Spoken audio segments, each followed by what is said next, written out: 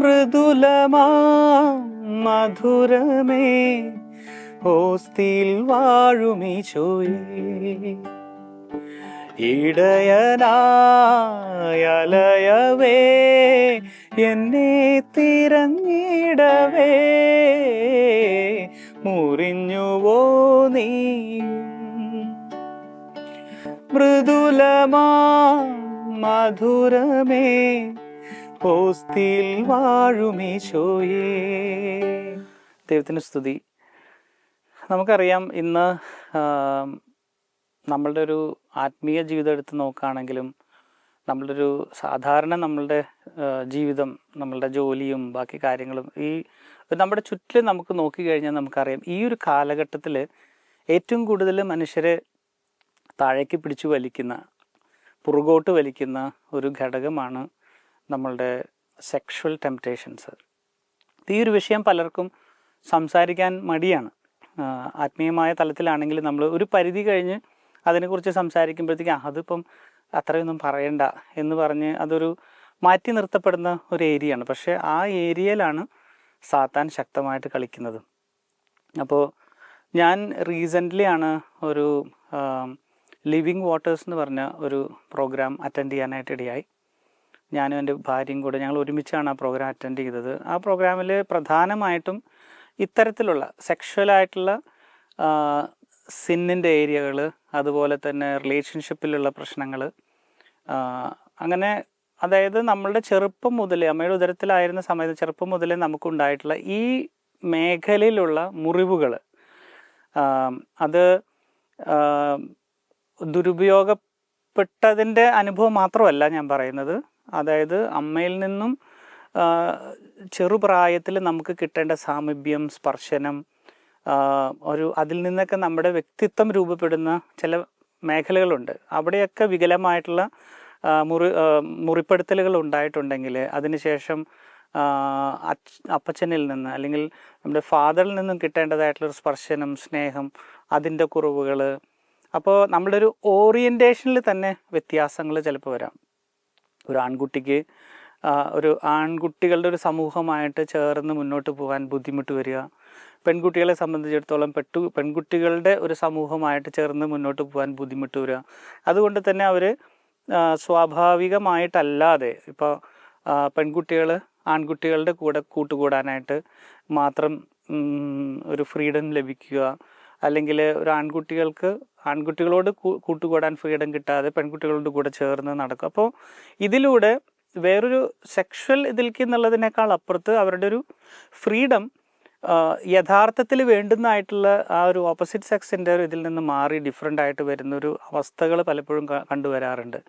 ഇതിൽ നിന്ന് തന്നെ സെയിം സെക്സ് അട്രാക്ഷനിലേക്ക് ഇവർ തിരിയാനുള്ളൊരു സാഹചര്യമുണ്ട്. ഇനി സെയിം സെക്സ് അട്രാക്ഷനിലേക്ക് പോകാത്തവർ തന്നെ പലപ്പോഴും പല രീതിയിലുള്ള ഇതിൻ്റെ വികലതയിലേക്ക് പോകാനുള്ള സാഹചര്യങ്ങളുണ്ട്. അപ്പോൾ ഇതെല്ലാം കടന്നുപോയ ആളുകൾ ധ്യാനം കൂടുന്നു, ധ്യാനത്തിൽ നിന്ന് അവർക്ക് കുറേ സൗഖ്യം കിട്ടുന്നു, അവർ ആത്മീയമായിട്ട് പ്രാർത്ഥനയിലേക്ക് കടന്നു വരുന്നു, പ്രാർത്ഥന ഗ്രൂപ്പിലേക്ക് കടന്നു വരുന്നു. ഒരു ആദ്യത്തേക്കൊരു 1, 2, 3, 4 വർഷത്തോളം ചിലപ്പോൾ നല്ല രീതിയിൽ അവരുടെ ജീവിതം നല്ല ആത്മീയമായിട്ട് മുന്നോട്ട് കടന്നു പോകുന്നു. പിന്നീട് ജീവിതത്തിലെ സ്ട്രഗിൾസ് വരുന്നു, ഒറ്റപ്പെടൽ വരുന്നു, പല രീതിയിലുള്ള ഒരു സപ്പോർട്ട് സിസ്റ്റം ഇല്ലാതെ വരുന്ന ആ ഒരു സാഹചര്യത്തിൽ പഴയ മുറിവുകളുടെ ഉണങ്ങാത്ത അവസ്ഥകൾ പതുക്കെ മുകളിലേക്ക് കയറി വരുന്നു. അപ്പം ഇതിൻ്റെ ഫലമായിട്ട് പലപ്പോഴും നല്ല ആത്മീയതയിൽ നിന്നിരുന്ന പലരും പോർണോഗ്രാഫി, അതുപോലെ തന്നെ മാസ്റ്റർബേഷൻ, അല്ലെങ്കിൽ ഒരു സെയിം സെക്സ് അട്രാക്ഷൻ, അല്ലെങ്കിൽ മൾട്ടിപ്പിൾ ആളുകളുമായിട്ടുള്ള, ഇപ്പോൾ വിവാഹം കഴിച്ചൊരു വ്യക്തിക്ക് മറ്റ് വ്യക്തിയുമായിട്ട് ഒരു ബന്ധം സ്ഥാപിക്കാൻ ഇടവരുന്നു. അപ്പോൾ ഇങ്ങനെയുള്ള പല കാര്യങ്ങളിലേക്കും പോകുന്നൊരു സാഹചര്യം ഇന്ന് ശക്തമായിട്ട് നമ്മുടെ ഇടയിലുണ്ട്. പക്ഷേ ആക്ച്വലി വാട്ട് ഈസ് ഹാപ്പനിങ്, പലരും ഇത് തുറന്നു പറയാനുള്ള ഫ്രീഡം ഇല്ല. ഒന്ന്, നമ്മളുടെ ഒരു ആത്മീയ മേഖലയിൽ ഒരാളോട് ഇത് തുറന്നു പറഞ്ഞു കഴിഞ്ഞാൽ ഒരു ജഡ്ജ് എന്ന രീതിയിലുള്ളൊരു അവസ്ഥ നമുക്ക് ചുറ്റിലുമുണ്ട്. അപ്പം അതുകൊണ്ട് തന്നെ എല്ലാവരും ഇതൊരു സ്വകാര്യതയിൽ ഹൈഡ് ചെയ്തിട്ട് ഒരു ഡബിൾ ഫേസിൽ അല്ലെങ്കിൽ ഒരു ദ്വിമുഖ വ്യക്തിത്വമായിട്ട് മുന്നോട്ട് പോകുന്ന ഒരവസ്ഥ ധാരാളമായിട്ട് ശക്തമായിട്ടുണ്ട്. അത് സാധാരണ നിലയ്ക്കുള്ള സാധാരണക്കാരിലും ഉണ്ട്, ആത്മീയമായി മുതിർന്നവരിലും പല വ്യക്തികളിലും കാണപ്പെടുന്നു, ലീഡേഴ്സിൽ കാണപ്പെടുന്നു, അങ്ങനെയുള്ള. പക്ഷേ ഇത് പലരും മാനേജ് ചെയ്ത് കൊണ്ടുപോകുന്നു. പക്ഷേ ഇന്നത്തെ ദൈവം ആഗ്രഹിക്കുന്ന ഒരു സ്വാതന്ത്ര്യത്തിലേക്ക് വരുവാനായിട്ട്, അല്ലെങ്കിൽ ദൈവം ആഗ്രഹിക്കുന്ന തലത്തിലുള്ള ഒരു ശുശ്രൂഷയിലേക്ക് ഓരോരുത്തർക്കും വരാൻ ഇതൊരു വലിയ തടസ്സമായിട്ട് മാറുകയാണ്. ഇപ്പോൾ ഈ ലിവിങ് വാട്ടേഴ്സിൽ ഞാൻ കണ്ട ഒരു കാര്യം എന്ന് വെച്ച് കഴിഞ്ഞാൽ, അവിടെ സ്പെഷ്യലായിട്ടുള്ള പ്രാർത്ഥനയുണ്ട് ഇത്തരത്തിലുള്ള മുറിവുകൾക്കെല്ലാം വേണ്ടി. പക്ഷേ അതിലും ഉപരിയായിട്ട് ഈ ലീഡേഴ്സ് തന്നെ അവരുടെ ജീവിതത്തിൽ വലിയ തകർച്ചകൾ ആദ്യം തന്നെ ഷെയർ ചെയ്യുന്ന ഒരു അനുഭവമാണ് കണ്ടത്. കൺഫസ് യുവർ എന്താ പറയുക, നിങ്ങളുടെ ബലഹീനത, നിങ്ങളുടെ ഏറ്റവും കോറായിട്ടുള്ള നിങ്ങളെ തളർത്തുന്ന നിങ്ങളുടെ ബലഹീനതകൾ അവർ ഓപ്പണായിട്ട് അവർ ഷെയർ ചെയ്യുക. അതായത് we were going through these things. അപ്പം നമുക്ക് അപ്പം തന്നെ നമ്മുടെ മനസ്സിൽ നമുക്ക് ഓക്കെ, ഈ ഒരു അവസ്ഥയിൽ നിന്ന് നമുക്ക് തിരിച്ചു വരാൻ സാധിക്കും. അപ്പം അവിടെ സ്ട്രെസ് ചെയ്തൊരു പോയിന്റ് ഇതാണ്, ഈ പ്രാർത്ഥനകളും ഇത്തരത്തിലുള്ള ക്ലാസ്സുകൾ, എസ്പെഷ്യലി തിയോളജി ഓഫ് ബോഡീസിൻ്റെ പല സെഗ്മെൻറ്റ്സാണ് അവിടെ കുറച്ചും കൂടി ചെറുതാക്കി മുറിച്ച് ഒരു അനുഭവ തലത്തിൽ എക്സ്പ്ലെയിൻ ചെയ്യപ്പെടുന്നത്. അപ്പോൾ അതിൽ നേതൃത്വം കൊടുക്കുന്ന ലീഡേഴ്സ് അവരുടെ ജീവിതത്തിൽ പല രീതിയിലുള്ള മുറിവുകളിൽ കടന്നു വന്നവരാണ്. അതായത് കർത്താവിൻ്റെ മുറിവുകളിലൂടെയാണ് നമുക്ക് ഓരോരുത്തർക്ക് സൗഖ്യം ലഭിച്ചിട്ടുള്ളത്. അപ്പോൾ എൻ്റെ ചുറ്റിലുമുള്ള നമ്മൾ ഓരോരുത്തരിലുള്ള മുറിവുകൾ, ആ മുറിവുകൾ മറ്റുള്ള ഒരാൾക്ക് സൗഖ്യത്തിനായിട്ടുള്ള ഒരു റീസണായിട്ട് മാറുക നമ്മൾ ഈശോയ്ക്ക് ആ മുറിവ് സമർപ്പിച്ച് കഴിയുമ്പോൾ.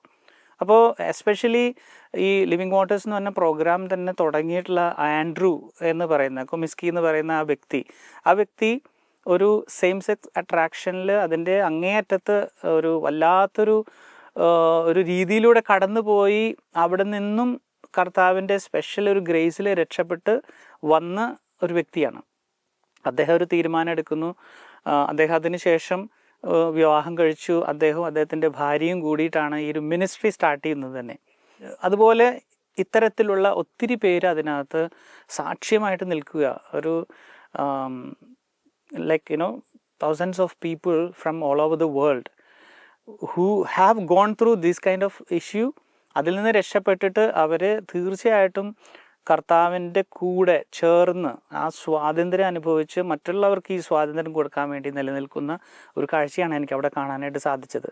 അപ്പം അതിൽ ഏറ്റവും കീ ആയിട്ടുള്ളൊരു കാര്യം ഞാൻ പറയാൻ ആഗ്രഹിക്കുന്ന ഇതാണ്, അവിടെ ചെറിയ ഗ്രൂപ്പുകളിലായിട്ട് നമ്മൾ ഒരു 3-4 പേരുടെ ഒരു ചെറിയ ഗ്രൂപ്പുകളായിട്ട് തിരിച്ച് നമ്മുടെ ബലഹീനതകൾ നമ്മളവിടെ ഷെയർ ചെയ്യുക ചെയ്യുന്നത്. അപ്പോൾ ആ ഷെയർ ചെയ്യപ്പെടുന്ന സമയത്ത് എനിക്ക് തോന്നുന്നു കർത്താവ് ഇത്രയും ഗ്രേസ് അവിടെ പ്രദാനം ചെയ്യാൻ കാര്യം എന്ന് വെച്ച് കഴിഞ്ഞാൽ നമ്മളെ തന്നെ ഹംബിൾ ചെയ്യുക.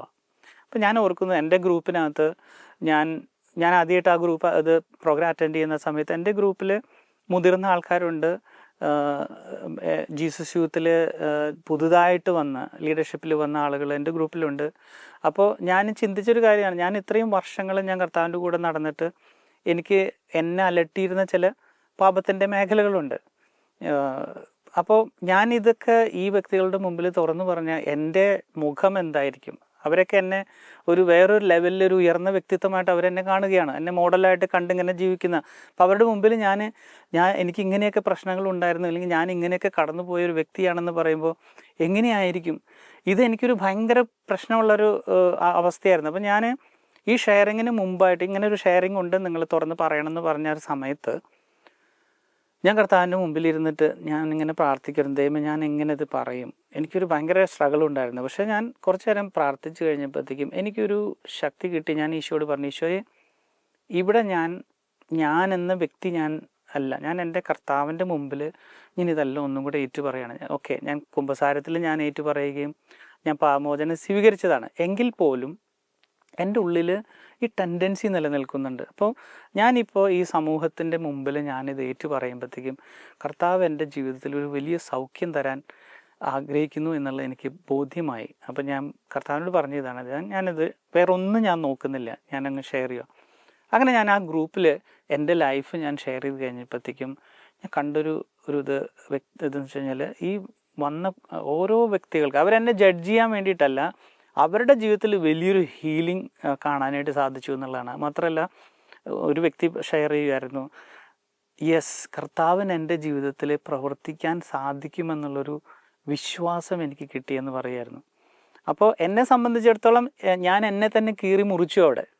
ഞാനെന്ന ആ ഒരു മൂടുപടം, ഞാനെന്ന ഒരു വ്യക്തിയെ ഞാൻ അവിടെ വെച്ചിട്ട് കീറാൻ ഞാൻ തയ്യാറായി കഴിഞ്ഞപ്പോഴത്തേക്കും ഒരു വലിയൊരു ഹീലിംഗ് ദൈവം അവിടെ കൊണ്ടുവരുന്നത് എനിക്ക് കാണാനായിട്ട് സാധിച്ചു. എൻ്റെ ജീവിതത്തിലുണ്ടായൊരു മാറ്റം എന്ന് പറഞ്ഞാൽ, അത്രയും നാൾ എനിക്ക് ഞാൻ സത്യം പറഞ്ഞു കഴിഞ്ഞാൽ ഒരു ഇടയ്ക്ക് എൻ്റെ ജീവിതത്തിൽ എനിക്ക് കുറേ സ്ട്രഗിൾസ് ഉണ്ടായിരുന്നു. എസ്പെഷ്യലി പോണോഗ്രാഫി ആ ഇഷ്യൂവിൽ എനിക്ക് ചില സമയങ്ങളിൽ ഞാൻ ഒത്തിരി സ്ട്രെസ്ഡ് ഔട്ടായി കഴിയുമ്പോഴത്തേക്കും ഇത്തരത്തിലുള്ള പല മേഖലകളിലേക്കും പോകാനുള്ള സാഹചര്യങ്ങളും അവസ്ഥകളും എനിക്കുണ്ടായിട്ടുണ്ട്. പക്ഷേ എനിക്കൊരു പരിപൂർണമായിട്ടുള്ളൊരു ഹീലിംഗ് ദൈവം അതിനുശേഷം തന്നു എന്നുള്ളതാണ്. ഇപ്പം മാസങ്ങളോളം കഴിഞ്ഞു. ഇപ്പം എന്താ പറയുക, എനിക്ക് ആ ഉറപ്പായിട്ട് എനിക്ക് പറയാൻ സാധിക്കും, അതിനേക്കാളും അപ്പുറത്ത് കർത്താവിൻ്റെ കൂടെയുള്ള ആ ഒരു ജീവിതത്തിനുള്ള ഒരു സ്വാതന്ത്ര്യം അനുഭവിക്കാൻ സാധിക്കുന്നു എന്നുള്ളതാണ്. അപ്പം അത് ഈ ഒരു ഏറ്റുപറച്ചിൽ അല്ലെങ്കിൽ ഒരു കൺഫസിങ് ബിഫോർ ഗോഡ് നമ്മൾ ചെയ്തു, കുമ്പസാരിച്ചു എങ്കിലും നമ്മളുടെ ആ സമൂഹത്തിൽ അത് അത്തരത്തിലുള്ള ഒരു സെറ്റിങ്സിലാണ് അത് നമുക്ക് പറ്റത്തുള്ളൂ. നമുക്ക് എല്ലായിടത്തും പറ്റത്തില്ല. അത് ലിവിങ് വാട്ടേഴ്സിൽ അങ്ങനെയുള്ള ഒരു വളരെ ഡെഡിക്കേറ്റഡ് ആയിട്ടുള്ള ഒരു ഒരുക്കത്തിലൂടെയൊക്കെ കടന്നു പോയതിന് ശേഷമാണ് ആ സ്മോൾ ഗ്രൂപ്പിൽ നമ്മൾ ഷെയർ ചെയ്യുന്നത്. അപ്പോൾ അവിടെ അതിനുള്ളൊരു ഫ്രീഡം നമുക്ക് ലഭിക്കുകയാണ്. അത് മാത്രമല്ല, അത് കഴിഞ്ഞിട്ടാണെങ്കിൽ പോലും നമുക്കൊരിക്കലും ഈ കാര്യങ്ങൾ വേറൊരു വ്യക്തികളോട് നമുക്ക് ഷെയർ ചെയ്യാനായിട്ടുള്ള അധികാരമില്ല. അപ്പോൾ എനിക്ക് എന്നെക്കുറിച്ച് പറയാം, പക്ഷേ എൻ്റെ ഗ്രൂപ്പിലുള്ള മറ്റു വ്യക്തിയെക്കുറിച്ച് ഒരിക്കലും പറയാനായിട്ടുള്ള അധികാരമില്ല. അപ്പോൾ ഇത്രയും വർഷങ്ങളായിട്ട് അത് വളരെ നല്ല രീതിയിൽ അത് മുന്നോട്ട് പോയിക്കൊണ്ടിരിക്കുക. അതുമാത്രമല്ല, നമുക്കൊരു ഗൈഡൻസ് കിട്ടുവാണ്. നമുക്ക് ആ ഗ്രൂപ്പ് തന്നെ നമുക്ക് മുന്നോട്ടുള്ള യാത്രയിൽ എന്തെങ്കിലും ബുദ്ധിമുട്ടുകൾ വന്നു കഴിഞ്ഞാൽ വിളിച്ചു പറയാനായിട്ട്, ഇതാ എനിക്കിങ്ങനെ ഒരു സ്ട്രഗിൾ തോന്നുന്നുണ്ട്, നിങ്ങളൊന്ന് പ്രാർത്ഥിക്കണം, അപ്പോൾ തിരിച്ച് പ്രാർത്ഥിക്കുവാനും, അതുപോലെ തന്നെ നമ്മളുടെ സബ്രൈറ്റി ലൈക്ക് ഒരു മിനിമം 6 മാസമെങ്കിലും ഇത്തരത്തിലുള്ള എല്ലാ പ്രശ്നങ്ങളിൽ നിന്നും നമ്മൾ ഉറപ്പായിട്ട് മാറി നിൽക്കുന്നു എന്നുള്ള പരിപൂർണമായിട്ടുള്ള ഉറപ്പ് കൊണ്ടുവരുന്നൊരു വ്യക്തിക്ക് മാത്രമേ ലീഡർഷിപ്പിലേക്ക് വരാൻ പറ്റത്തുള്ളൂ. മറ്റു വ്യക്തികൾ അല്ലെങ്കിൽ വീണുപോയ വ്യക്തികളെ മാറ്റി നിർത്തുന്നു എന്നുള്ളതല്ല, അവരെ ഒരു സപ്പോർട്ട് സിസ്റ്റത്തോടു കൂടി അവരുടെ കൂടെ നടന്ന് അവരെ പ്രോത്സാഹിപ്പിച്ച് വീണ്ടും കർത്താവിൻ്റെ സൗഖ്യത്തിലേക്ക് കൊണ്ടുവരുന്ന ഒരു രീതിയാണ് അവിടെ സംഭവിക്കുന്നത്. അപ്പോൾ ജീസ് യൂത്ത് ഓർഗനൈസ് ചെയ്തിട്ടുള്ള ഒരു പ്രോഗ്രാമായിരുന്നു ഗോവയിൽ വെച്ച് നടന്നത്. അതിലാണ് ഞാൻ അറ്റൻഡ് ചെയ്തത്. അതിനുശേഷം ഞാനിപ്പോൾ ഷില്ലോങ്ങിൽ അതിൻ്റെ ഒരു പ്രോഗ്രാമിൽ അസിസ്റ്റൻറ്റ് ലീഡറായിട്ട് ഞാൻ പോയി. ഇപ്പോൾ ഇനിയും അടുത്ത ഫെബ്രുവരി 2026 ഫെബ്രുവരി 28 മുതൽ മാർച്ച് 5 വരെ വീണ്ടും ഗോവയിൽ വെച്ചിട്ട് ജീസ് യൂത്ത് ഓർഗനൈസ് ചെയ്യുന്നുണ്ട് ലിവിങ് വാട്ടേഴ്സിൻ്റെ ഈ ഒരു പ്രോഗ്രാം. അപ്പോൾ ഞാൻ പറഞ്ഞു വന്ന കാര്യം ഇതാണ്, ഇന്ന് യുവജനങ്ങളുടെ ഇടയിൽ മാത്രമല്ല, നമ്മളെപ്പോഴും പറയും സെക്ഷൽ ഇഷ്യൂസ് പ്രശ്നങ്ങളെല്ലാം യുവജനങ്ങൾക്കാണെന്ന് പറഞ്ഞിങ്ങനെ തള്ളിക്കളയുന്നത്. പക്ഷേ യുവജനങ്ങൾക്ക് ഉണ്ട് തീർച്ചയായിട്ടും. പക്ഷേ അതിനേക്കാൾ ശക്തമായിട്ട് പ്രായമായവരിലും ലൈക്ക് ഒരു മിഡിൽ ഏജിലുള്ളവർക്കും ഒക്കെ ഇത്തരത്തിലുള്ള പല പ്രശ്നങ്ങളിലൂടെ കടന്നു പോകുന്നുണ്ട്. അത് ശരിക്കും നമ്മൾ കാണുകയും ഈ കാര്യത്തിന് വേണ്ടി പ്രാർത്ഥിക്കുകയും ചെയ്യേണ്ടത് അത്യാവശ്യമാണ്. കാര്യം ആത്മീയ ജീവിതത്തിൽ ഒരു പരിധി കഴിഞ്ഞ് മുകളിലേക്ക് പോകാൻ സാധിക്കാത്തതിൻ്റെ ഏറ്റവും വലിയ പല കാരണങ്ങളുണ്ടാകാം. ആ കാരണങ്ങളിൽ ഏറ്റവും പ്രധാനപ്പെട്ട ഒരു കാരണമാണിത്. ഈ കാലഘട്ടത്തിൽ ശ്രദ്ധാപൂർവം നമ്മൾ പ്രാർത്ഥനയോടുകൂടെ ഇതിനെ ഡീൽ ചെയ്യുകയും സപ്പോർട്ട് ചെയ്യുകയും സഹായിക്കുകയും ചെയ്യേണ്ട ഒരു അവസ്ഥയാണ്. ഒരു പ്രധാനപ്പെട്ട ഒരു കാര്യം ഇതിൻ്റെ ഇടയിൽ ഞാൻ പറയാൻ ആഗ്രഹിക്കുന്നത്, സാത്താൻ്റെ ഏറ്റവും വലിയൊരു ടാക്റ്റിക് എന്താണെന്ന് വെച്ച് കഴിഞ്ഞാൽ, നമ്മളുടെ കുറവുകൾ, നമ്മളെ ഏറ്റവും കൂടുതൽ വീഴുന്നൊരു കാര്യം നമ്മൾ മറ്റുള്ളവരോട് പറയാതെ, നമ്മളതിന് പറയാനുള്ളൊരു ധൈര്യം തരാതെ, ഒരു നാണം നമുക്ക് തന്നിട്ട് നമ്മളതിനെ ഹൈഡ് ചെയ്യാനായിട്ടുള്ളൊരു ടെൻഡൻസി നമുക്ക് തരിക. നമ്മൾ എത്രത്തോളം ഇത് ഹൈഡ് ചെയ്ത് കീപ്പ് ചെയ്യുന്നു അത്രത്തോളം നമ്മൾ വീണുകൊണ്ടേയിരിക്കും. അപ്പോൾ ഇത് സാത്താൻ്റെ ഒരു ടാക്റ്റിക്കാണ്. പക്ഷേ ഈ ഒരു കാര്യത്തെ നമ്മൾ തുറന്നു പറഞ്ഞ് കഴിയുമ്പോഴാണ് നമുക്ക് അവിടെ ഒരു വെളിച്ചം കിട്ടുന്നത്, ഒരു വെളിച്ചം വീശപ്പെടുന്ന അപ്പോഴാണ്. നമ്മൾ കൺഫെഷനിൽ നമ്മൾ പറയുന്നുണ്ട് നമുക്ക് സൗഖ്യം കിട്ടുന്നുണ്ട്, അത് തീർച്ചയായിട്ടും ദൈവത്തിൻ്റെ ഒരു ഗ്രേസ് നമുക്ക് കിട്ടുന്നൊരു സമയമാണ്. പക്ഷേ എങ്കിൽ പോലും ഞാൻ പറഞ്ഞ ഇത് നമ്മളുടെ ഒരു ചെറിയൊരു സമൂഹം നമുക്കുണ്ടാവണം. നമ്മളുടെ വീഴ്ചകളെ പറ്റി അറിയുന്ന, അല്ലെങ്കിൽ നമ്മൾ വീഴാവുന്ന ഏരിയാസ് നമുക്ക് തിരിച്ചറിയുന്ന, നമ്മളെ സപ്പോർട്ട് ചെയ്യുന്ന, നമ്മളുടെ കൂടെ നടക്കാൻ പറ്റുന്ന ഒരു സമൂഹം നമുക്ക് ആവശ്യമാണ്. ആ സമൂഹത്തിൽ നമ്മൾ ഈ എല്ലാ കാര്യങ്ങളും തുറന്നു പറയാനായിട്ട് നമ്മൾ തയ്യാറാവണം. ആ തുറന്നു പറച്ചിലിൽ നമുക്ക് ദൈവത്തിൻ്റെ ഒരു വലിയൊരു പ്രൊട്ടക്ഷൻ നമുക്ക് ലഭിക്കും. അപ്പോൾ ഒരു അടുത്ത തലത്തിലേക്ക് നമുക്ക് വളരാനായിട്ട് സാധിക്കും. ഇപ്പോൾ പണ്ടൊക്കെ വിശുദ്ധന്മാർ അവരുടെ മെൻറ്റേഴ്സിൻ്റെ അടുത്ത് അവർ ഷെയർ ചെയ്യുമായിരുന്നു. കൺഫെഷൻ മാത്രമല്ല, അവരുടെ ഒരു പാസ്റ്ററിങ്ങും. ഇപ്പോൾ നമുക്ക് ജീവിതത്തിലാണെങ്കിൽ പോലും നമുക്ക് പണ്ടുണ്ടായിരുന്നു സെൽ ഗ്രൂപ്പ്സൊക്കെ ഉണ്ടായിരുന്നു. പക്ഷേ സെൽ ഗ്രൂപ്പ്സിൻ്റെ ഒരു ഇതെന്ന് പറഞ്ഞു കഴിഞ്ഞാൽ അതിലും ഒരു പെരിഫറൽ ഷെയറിങ് മാത്രമേ നടക്കുമായിരുന്നുള്ളൂ. അത്രയും ഡീപ്പായിട്ട് ചില ഗ്രൂപ്പുകളിൽ നടക്കുമായിരുന്നു. ഇന്നിപ്പോൾ അങ്ങനത്തെ സെൽ ഗ്രൂപ്പ്സ് ഉണ്ടോ എന്നുള്ള കാര്യത്തെക്കുറിച്ച് എനിക്ക് അറിയത്തില്ല, ഐ എം നോട്ട് ഷുവർ. പക്ഷേ ഇന്നിൻ്റെ ഒരു ആവശ്യമാണ് അത്തരത്തിലുള്ള ഒരു തുറന്നു പറച്ചിലും ഒരു കൺഫെഷനും ഒരു സപ്പോർട്ട് സിസ്റ്റവും. അപ്പം അതുകൊണ്ട് ഈ ഒരു മേഖലയ്ക്ക് വേണ്ടി നമുക്ക് പ്രാർത്ഥിക്കാം. നമ്മുടെ ചുറ്റിലുമുള്ള വ്യക്തികൾക്ക് വേണ്ടി പ്രാർത്ഥിക്കാം. ഈ അവസ്ഥയിലുള്ളവർക്ക് വേണ്ടി പ്രവർത്തിക്കുന്ന അനേകം ആളുകളുണ്ട്. അവരെ ശക്തിപ്പെടുത്താനായിട്ട്, അവർക്ക് നല്ല ദൈവത്തിൻ്റെ കൃപ ലഭിക്കാനായിട്ട് ഒക്കെ വേണ്ടി നമുക്ക് പ്രാർത്ഥിക്കാം. കാരണം എന്ന് വെച്ച് കഴിഞ്ഞാൽ നമുക്കറിയാം, ഇന്ന് സോഷ്യൽ മീഡിയ തുറന്നു കഴിഞ്ഞാൽ പോർണോഗ്രാഫി കാണുന്നത് തെറ്റല്ല എന്ന് പറയുന്നതും മാസ്റ്റർബേഷൻ ചെയ്യുന്നത് തെറ്റല്ല എന്ന് പറയുന്ന ഒരു വലിയൊരു ഒരു സമൂഹത്തിൻ്റെ മുമ്പിലാണ് നമ്മൾ ഇരിക്കുന്നത്. അപ്പോൾ അവിടെ നമുക്ക് ശക്തമായിട്ട് അങ്ങനെയല്ല, ഇതാണ് ദൈവം ആഗ്രഹിക്കുന്നത്, അല്ലെങ്കിൽ ദൈവം ആഗ്രഹിക്കുന്ന ഒരു ഓറിയൻറ്റേഷൻ ഉണ്ട് നമ്മുടെയൊക്കെ ജീവിതത്തിൽ. ഞാൻ എന്നെ കാണുന്ന വേറൊരു വ്യക്തിയുടെ മുൻപിൽ I have to be a gift to that person is a gift to me. അപ്പോൾ ആ ഗിഫ്റ്റ് ആകുന്ന പ്രക്രിയയിൽ പലപ്പോഴും ഞാൻ അതിനെ എതിരായിട്ട് പ്രവർത്തിക്കാനായിട്ടുള്ള ചില പ്രവണതകൾ എന്നിൽ ഉണ്ടെങ്കിൽ ആ മേഖലയിൽ നമുക്ക് സൗഖ്യം ലഭിക്കേണ്ടതായിട്ടുണ്ട്. അത് നമ്മൾ പ്രധാനമായി കണ്ട് ഈശോയെ ആ മേഖലയിലേക്ക് കൊണ്ടുവന്ന് ആ സൗഖ്യം നമ്മൾ സ്വീകരിച്ചാലേ ഉള്ളൂ പരസ്പരം നമുക്ക് ആ ഒരു ഗിഫ്റ്റായിട്ട് നമുക്ക് കണ്ടെത്താൻ സാധിക്കുകയുള്ളൂ. അപ്പം ഒരു വ്യക്തി കഴിഞ്ഞ ദിവസം എൻ്റെ അടുത്ത് പറഞ്ഞു, പോണോഗ്രാഫി കാണുന്നതിൽ എന്താ പ്രശ്നം, അതൊരു തെറ്റല്ലല്ലോ. ഇന്ന് നമ്മൾ നോക്കിക്കഴിഞ്ഞു കഴിഞ്ഞാൽ പലരും ഇപ്പോൾ ഈ സ്ഥിരമായിട്ട് പോണോഗ്രാഫി കാണുന്നൊരു വ്യക്തിയെ സംബന്ധിച്ചിടത്തോളം ആ വ്യക്തിക്ക് എന്ത് പറഞ്ഞാലും, ആ വ്യക്തിക്ക് ഇതൊന്നും എന്നെ ബാധിക്കുന്ന പ്രശ്നമല്ല എന്ന് പറഞ്ഞാൽ പോലും ഒരു ഓപ്പോസിറ്റ് സെക്സുള്ള ഒരു വ്യക്തി അവരുടെ മുമ്പിൽ വന്ന് നിന്ന് കഴിഞ്ഞാൽ ആ വ്യക്തിയെ ഒരു ഒബ്ജക്റ്റായിട്ട് കാണാനുള്ള ഒരു പ്രവണത തീർച്ചയായിട്ടും ഉണ്ടാവും. അല്ലെങ്കിൽ ആ വ്യക്തിയുടെ സെക്ഷൽ ബോഡി മനസ്സിൽ കാണാൻ ഒരു ഫാൻറ്റസി ആകുന്ന രീതിയിലുള്ള പല ചിന്തകളും ഇത് കാണുന്ന വ്യക്തികൾക്ക് ഉണ്ടാകും എന്നുള്ളതിനകത്ത് യാതൊരു സംശയമില്ല. പിന്നെ മറ്റ് രണ്ട് വ്യക്തികളുടെ സെക്ഷൽ ആക്ട് നമ്മൾ കാണുന്ന ആ ഒരു സമയത്ത് അത് ശരിക്കും പറഞ്ഞാൽ ആ വ്യക്തികളെ മാനിക്കുന്നതിൽ നിന്നും നമ്മൾ അതിനെ ഒരു ഒബ്ജക്റ്റാക്കി മാറ്റുക. നമ്മളുടെ ചില ശരീരത്തിൻ്റെയും മാനസികമായിട്ടുള്ള ചില ആവശ്യങ്ങൾക്ക് വേണ്ടി വേറെ വ്യക്തികളുടെ ചില ആക്ടിനെ നമ്മൾ ഒബ്ജക്റ്റിഫൈ ചെയ്യുന്ന ഒരവസ്ഥയാണ് അവിടെ കാണുന്നത്. അപ്പോൾ അതിനെക്കുറിച്ച് കൂടുതൽ നമ്മൾ ചിന്തിച്ചു കഴിഞ്ഞാൽ നമുക്കത് മനസ്സിലാക്കാനായിട്ട് സാധിക്കും. അപ്പോൾ ഞാൻ ഇതിനെ എക്സ്പ്ലെയിൻ ചെയ്യാനും ഒന്നും നമ്മൾ നിൽക്കുകയല്ല. പക്ഷെ ദൈവം നമ്മുടെ ജീവിതത്തിൽ നമുക്ക് ദൈവത്തിൻ്റെ ഛായ നമുക്ക് നൽകിയിട്ടുണ്ട്. അത് എന്നിലുമുണ്ട്, എൻ്റെ തൊട്ടടുത്തുള്ളൊരു വ്യക്തിയിലുണ്ട്. ആ വ്യക്തി ഒരു സ്ത്രീയാകാം, ഒരു പുരുഷനാകാം, ഒരു കുഞ്ഞാകാം. അവരെ ദൈവത്തിൻ്റെ ഒരു മുഖത്തോടു കൂടി അവരെ കാണാൻ എനിക്ക് സാധിക്കണം. അതിനുള്ള എല്ലാ മുറിവുകളും നമ്മൾ കർത്താവിൻ്റെ മുമ്പിൽ നിന്നും സൗഖ്യം നേടിയേ പറ്റൂ. എങ്കിൽ മാത്രമേ ഉള്ളൂ നമുക്ക് നമ്മുടെ ക്രിസ്തീയ ജീവിതത്തിൻ്റെ ആ യഥാർത്ഥത്തിലുള്ള മുന്നോട്ടുള്ള യാത്രയിൽ നമുക്ക് സക്സസ്ഫുള്ളായിട്ട് നമുക്ക് പോകാൻ സാധിക്കുള്ളൂ. ദൈവത്തിൻ്റെ ആത്മാവ് നമ്മളെ സഹായിക്കും. കർത്താവ് പറയുന്നുണ്ടല്ലോ, പൗലോസ്ലീഹയോട് പറയുന്നുണ്ടല്ലോ ഈ ഒരു പ്രത്യേകമായിട്ടുള്ളൊരു മുള്ളിനെ കുറിച്ച്. ഇത് ഞാൻ 3 പ്രാവശ്യം പ്രാർത്ഥിച്ചു എന്നിൽ നിന്നും നീങ്ങിപ്പോകാനായിട്ട്. പക്ഷെ അത് നീങ്ങിപ്പോകാത്തതുകൊണ്ട് ഞാൻ ഒത്തിരി അധികം മാനസികമായിട്ട് വ്യഥ അനുഭവിക്കുന്നു എന്ന് പറയുന്ന സമയത്ത് കർത്താവ് ഒരു കാര്യം പറയുന്നത്, മകനെ, നിനക്കെൻ്റെ കൃപ മതി, നിൻ്റെ ബലഹീനതയിലാണ് എൻ്റെ ശക്തി പ്രകടമാകുന്നത്.